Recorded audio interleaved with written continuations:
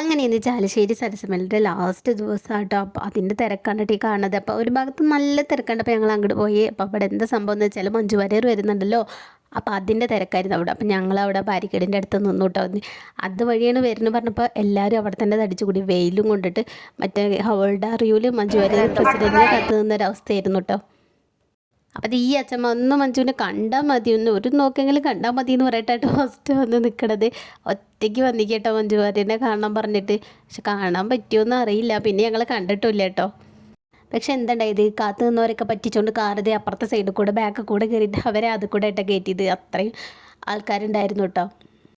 അപ്പോൾ ചിലർ പറയുന്നുണ്ട് അടുത്തോടാൻ പറ്റി തൊടാൻ പറ്റിയതൊക്കെ പറയുന്നത്. നമുക്ക് പിന്നെ കാത്തിരുന്ന ശേഷിയായതുകൊണ്ട് പിന്നെ ഒന്നും പ്രത്യേകിച്ച് പറയാനൊന്നുമില്ല കേട്ടോ. ദൂരം നോക്കി കാണാൻ പറ്റിട്ടോ.